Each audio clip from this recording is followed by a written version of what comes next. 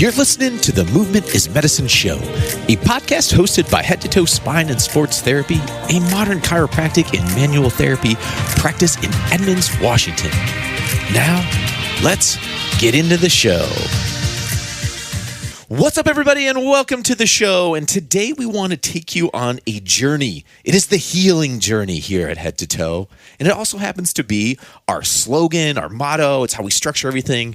And it's a really, really cool philosophy and practical principle. And so what is it? What is this magic thing of which I speak of?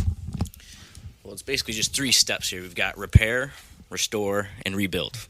So essentially, like, just to break that down, make it easy for everybody to follow. Like, repair is just going to be like the inflammatory phase, right? Like, that's where we just got to get rid of your inflammation. We've got to make you feel better, get rid of your pain.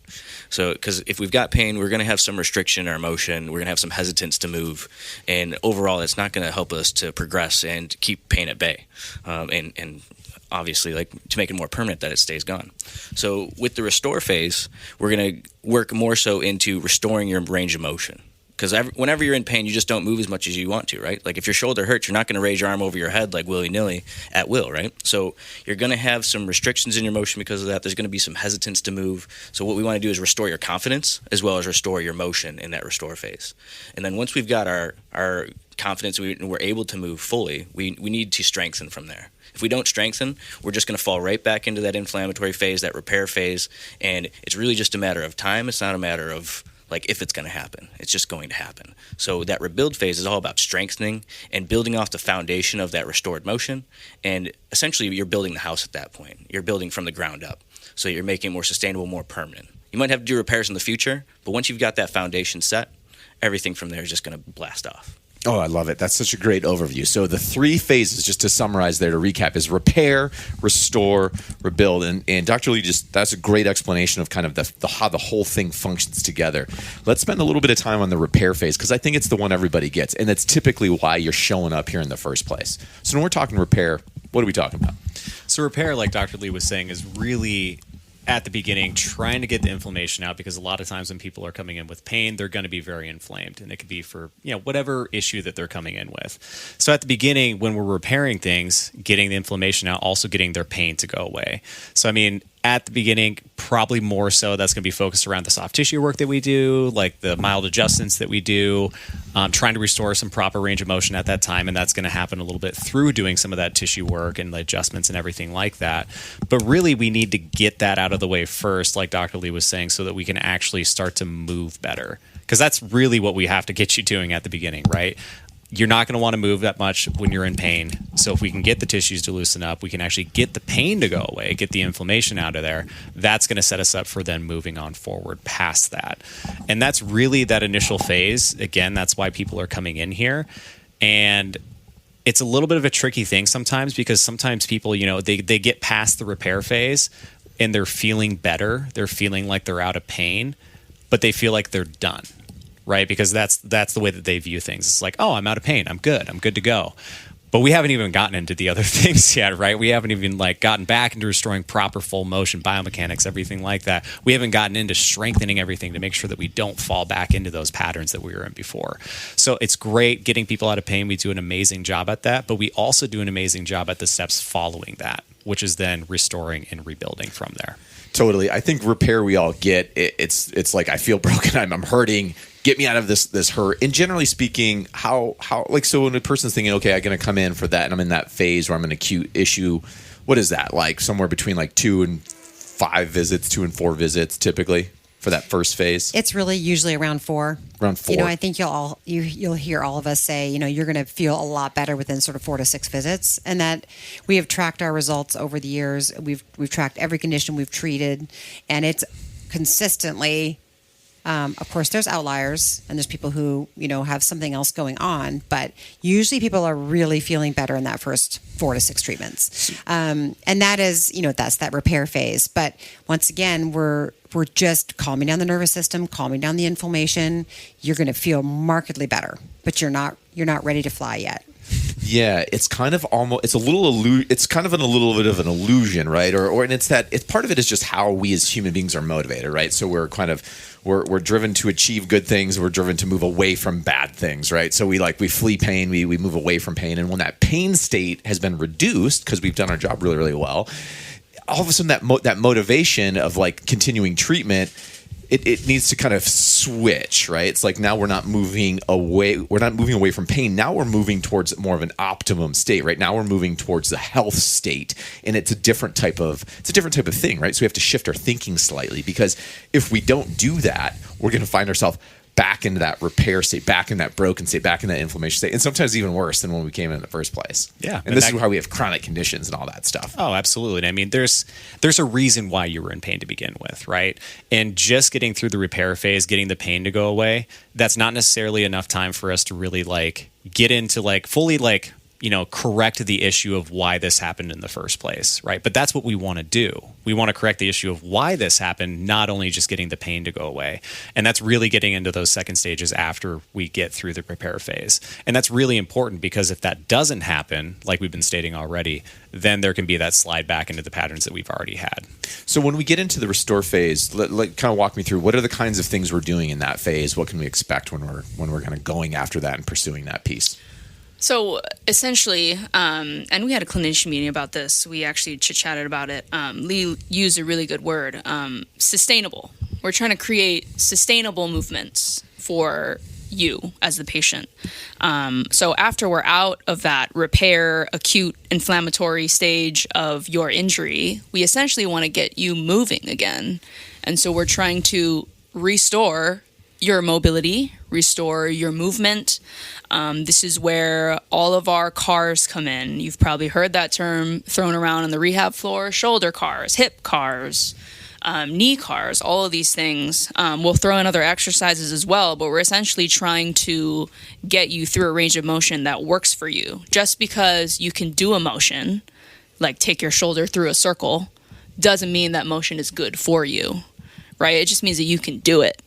We want to make sure that you can do it over and over and over again, so that when we hit the rebuild phase, you have that foundation of movement so that you can build muscle or whatever your activity is that hurt you in the first place. And I think this is where the water gets muddy a little bit, in that we don't use the correct lingo, or people just want to head on out of here after they're out of pain. And so we don't ever really hit that rebuild phase, because we just kind of get stuck in this restore and like, okay, I can move better now, I'm good. Insurance is also tricky. True. Insurance is tricky. We usually have a limit, and we don't want to exhaust people's benefits. We always want to leave people with some room to hopefully not get hurt again. But if there were to be another injury, that they still have remaining benefits. We get given a very small amount. But I think one of the things to look forward to moving forward is more of a functional movement evaluation during your restore phase, which really kind of tightens down the gaps on where we need to focus for you. Especially because, you're going to be, unless we rewire and really recircuit your muscles, you're going to be still compensating around your injuries. Yeah. So when we're in this restore phase, how long do we think that would be? And I know maybe we have an ideal, or maybe we have a realistic, but what is that? So if our repair phase is somewhere between 4 and 6 visits, how long are we kind of in this restore phase?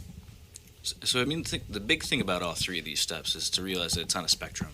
It's not exactly like cut and dry of like, you're going to be in this phase for two visits, you're going to be this one for 4, or this or that. It's more so about attaining your goals, and so that we can move on again to be sustainable through our motions. So I'd say like the restore phase could be just like the first stage, where it's anywhere from like 2 to 4 treatments. I'd say typically we're usually restoring range of motion within like 2 to 3. But some people have a little bit more difficulty. They have a little more hesitance with movement. And oftentimes when we're going through the treatment plan, we have setbacks. You plan for setbacks. It's just part of the rehabilitation phase, regardless of whether it's physical, mental, or emotional. So with that, it's not as important enough to think about it's this many appointments, as much as it's how you're feeling towards the end of that phase. Right, like it's your goal, and are we close to achieving that goal or not? Do we need a little bit more? and we're kind of working basically off of that endpoint. Absolutely, because like one person might be a professional rugby player, the other one might just want to walk up and down their stairs sustainably. Yeah. So it's really just about the personal goal of the patient, and that's why that functional movement evaluations is going to be so important for that restore phase, just so that we can be as specific as possible for addressing the needs of the patient. So maybe somebody explain when we say functional movement assessment, basically what are we talking about there? That's where we get through our kind of repair stage, and then it's like, hey, let's kind of look and see how you're moving, and let's see what's going on in terms of your mobility, flexibility, how your like motor patterns are going. Like, is that what we're talking about with that type of thing? Yeah, I mean, it's stability, motor control, and we've all studied functional movement. Certainly, some of us are certified in different functional movement, like the SFMA, which is a wonderful functional movement evaluation developed by Greg Cook. I think that, Greg Cook. I think that we've built our own because we have certain things that we really like to see as patients progress. So we've designed our own test, and it's really taking that patient, into an upright, functional position and testing. Do they hold all their pieces together? Can they still lift overhead without losing their posture? So we look at a 6 to 8 movements that we're breaking down to see that they can hold their good posture, hold their strength while they're doing those movements. And that then allows you to kind of pinpoint with pretty high degree of accuracy kind of where they might have to do some additional work. Absolutely. Once we see where it's falling apart, we can tell if it's a strength issue or still a mobility issue, or perhaps there's still pain. Right? If there's pain, we can't exercise through that. We need to go back and decrease the inflammation, calm down the nervous system, restore mobility to that joint or section of the spine or limb, and then we go back again. So it's really about seeing that full stability, motor control piece happening without pain and within the patient's limitations, as Dr. Lee mentioned. Someone over 60 and someone under 15 are going to move really differently. Athletes are going to move differently than non-athletes. So we're really looking at it with that in mind as well. Very individualized, personalized approach. And with goals. I think, whether someone is an avid gardener or if someone's a trail runner or Olympic athlete or whatever it may be, we're looking at them. They have different expectations from their body and different requirements. But we still, having said that, we want to bring everyone to the optimum, no matter what they want to do, I get that. Best they can be. I get that. So how does that then move into the next phase, which is our rebuild phase? And the phase, is that you mentioned rehabilitation, would stuff in that category be what people think of when they think about rehab or going to something like that? Is it different than that? Like, shed some light on that. Yeah, that rebuild phase is essentially performance enhancement. So that would include strengthening, that would improve skills, that would improve everything that has to do with what your intended activity is, whether that's getting up and out of your lazy boy or walking up your stairs or like running a 100-meter sprint less than 11 seconds. It really just depends on what your demands are. So the best way to put it is performance enhancement in that rebuild phase, where we're building off the foundations that we've already accrued in those previous 2 stages, and we're just running with it to optimize motion and performance. Yeah, so you could almost think about it as like in repair, we're kind of getting out of pain, we're getting you kind of close to being back to that what's a normal, right? And then the restore is we lock that normal in, get you moving to just what is your regular, okay, bam, you're back to where you used to be prior to this. And that rebuild phase is like, now how do we go even deeper, strengthen it? How do we create like a new platform for you to kind of go to that next level in whatever that particular thing would be? And also to just hold on to what we've already built up. Lock right? it in. Yeah, exactly. Lock it in. Strengthen it so that it doesn't have that chronic or, where you're afraid like, oh God, I hope it's not, my back's not going to go out, or I hope my hamstring's not going to pull, or, I start to feel that tweak. Oh no. 100%. And this is also where we're going to really help transition you to your strength and conditioning coach, personal trainer, whatever it may be in your environment. And we have great gyms and great trainers that we work closely with, and we want to be able to transition you to that phase to really continue building your performance, your explosiveness as an athlete, your endurance, all those pieces. So I think it's fair to say then as a patient coming in, we expect to hear more of this language and more of kind of awareness around where we are in the journey. Yeah, we're trying to clarify for people because we realize where we're not clear. And it's been work that we've been doing internally because we all dream this final phase for all of our patients. That's what we want to achieve. That is our goal, and that's really why we're here. And we're not just a pain clinic, and we want people to experience a little bit more of the journey so that they can really hold on to the work we're doing here for them. I love it. I mean, it's just so clear. It's so elegant. It's very compelling. It's really cool when you can see people hit that final phase too. I mean, because it's not like we were saying, it's like, not everybody gets there because they get out of pain and they feel like they're done. But no, people do. And it's really cool and fun to watch that when people get to that stage because they're stronger than they were before. They're moving better than they were before. They're not just back to the way they were before they had pain. Like, they're better than where they were before. And it's fun to see that because they see it too. And they're just like, wow, okay, like, I feel great. Yeah, so beautiful posture, strength, endurance, elegance. It is really rewarding, and this really, I think, why we're all here. Well, listen, I absolutely love it, and I want to see it everywhere. We should always be talking about this because it's shirts. I think we should make shirts. We need shirts. Definitely need shirts. Yeah. Shirts. Yep. Don't Totally. think these words are not going up on the new clinic walls because they are. Oh, they're going. Yeah. Oh, I love it. Big mural. This is Absolutely. genius. Totally. Well, I can't wait to see more of this, and I expect that a lot of the stuff that we're putting out in terms of our content and our tips and tricks that we share and our walkthroughs and our guides will start to also kind of fall into these different categories where you can understand, hey, this is a repair guide. This is more of a restore guide that we're talking about today. This is more of a rebuild section now. So we're really organizing to just all of our communication, all of our content, all of the great demos, the doctor, all you guys all do around this. And I think that will really help people understand where they need to plug in to get what they need for where they are today. Absolutely. Yeah. It's genius. This team is genius. That's what I'm saying.